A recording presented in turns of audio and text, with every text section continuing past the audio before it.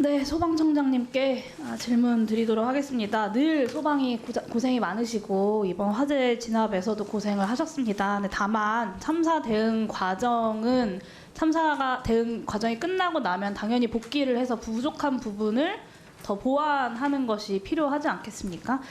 그래서 소방의 여러 가지 대응에 대한 과정들을 좀 살펴봐야 할 것 같은데요.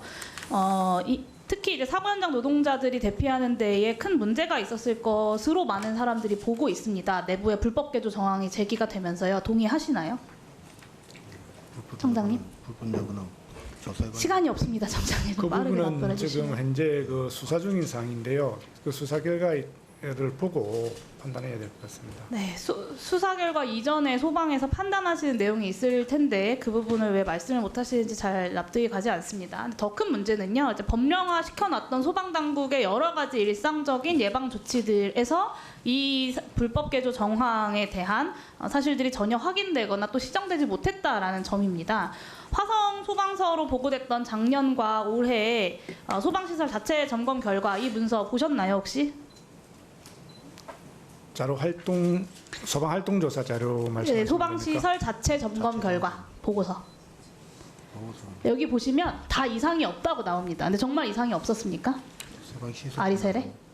그 자체 점검 결과를 제출하면 거기에 대해서 확인을 했는지는 저 경기도 확인을 제가 하지 못했습니다. 참사 발생 이후에 관련된 내용들을 잘 확인하지 않으셨다는 것이 잘 납득이 안 되는데요. 그 문제 없다고 하셨어요. 소방시설 자체 점검 결과 문제 예, 자체 없다고 했는데 점검 문제가 결과는- 있다는 것이 이번 화재로 드러난 거죠. 이거 소방활동 자료조사서인데요. 2022년 3월에 작성된 자료조사서랑 2024년 3월 28일에 작성된 자료조사서랑 토씨 하나 틀리지 않고 똑같습니다. 심지어 그 맞춤법 틀린 것까지 똑같아요. 삼동 제품 생산 라인 급격한 연소로 인명 피해 우려 이 부분도 똑같습니다. 그러니까 현장에서 해당 자료 제대로 조사하는 경우가 없는 게 조사 작성하는 경우가 없는 게 대부분인 거 저보다 더 잘 알고 계실 거고 근무 때 바쁘니까 비범 때 다녀오라고 시키고 현장까지 안 가고 전화 한 통해서 특이 사항 있는지 물어보고 작년하고 똑같이 이렇게 2022년, 2024년 똑같은 토씨 하나 틀리지 않은 보고서를 작성하는 것 문제이지 않겠습니까? 심지어 지난달에는 관할 119 안전센터장이 직접 가서 화재 안전 컨설팅까지 했어요. 인명 피해가 우려된다. 삼동 연소시 대응 방안 제대로 컨설팅 했는지 확인해 보셨습니까? 예, 그 경기도 재난본부에서 그 폭발물 위험성이 있는 데 대해서 관할 안전센터장이 분기별 1회 나가서 아니요, 그 컨설팅이 잘 됐는지 확인하셨냐고요, 청장님이. 그래서 관계자에 대해서 그 행정 지도를 한 것으로 알고 있습니다. 안 됐죠. 리튬 배터리 문 앞에 두지 마라. 적어도 소분해서 분리 적재해라. 이런 컨설팅만 제대로 됐어도 35,000개 배터리가 전소하고 23명이 사망하는 이런 참사로 이어지진 않았을 겁니다. 청장님, 이런 사안들에 대해서 소방의 미리 예방 과정에 문제가 없었는지 참사 발생 이후에 청장님께서 확인하고 부족한 점은 지적해서 보완해 주셔야 되지 않겠습니까? 근데 오늘 청장님의 답변이 다 그거는 이제 경기에서 본부에서 이렇게 답변하셔가지고 제가 상당히 좀 당혹스럽습니다.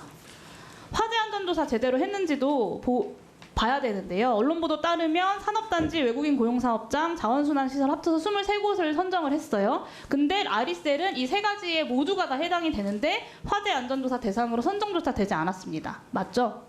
예, 그렇습니다. 네. 그리고 이런 자료들이 화재가 나면 상황실에서 뽑아보는 자료들로 고스란히 이제 들어가는 자료들입니다. 이 데이터 가지고 지휘 전략 짜고 지령 내리고 현장 대응하는 겁니다. 근데 이렇게 대충 조사하고 점검하고 감독할 거면 이런 예방 조치들을 정책화하고 법령화하는 것이 왜 필요하겠습니까? 이거 잘 진행돼야 되지 않겠습니까? 내실 있게.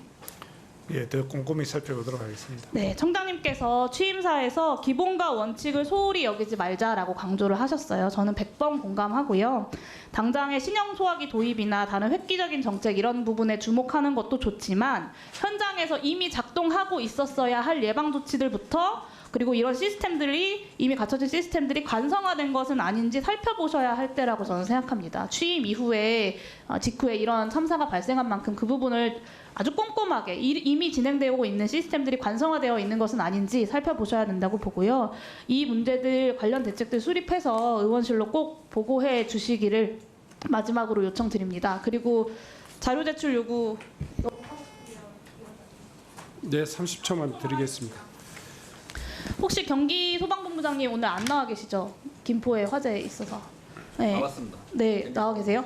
그 첫 발화 이후에 수분 내 대피할 수 있는 상황이었는데 왜 대피가 안 됐나? 경보 설비가 제대로 작동하지 않았던 것이 아닌가? 이 부분 역시 확인해야 하고 소방 당국에서도 분명 확인했을 거라고 저는 생각합니다. 근데 이 자료를 제출을 요구를 했는데 수사 중이다라고 이야기를 하면서 제출을 거부하셨어요. 근데 같은 이유라면 같은 핑계라면 다른 자료들도 다 제출 거부하셨어야 앞뒤가 맞는 거잖아요.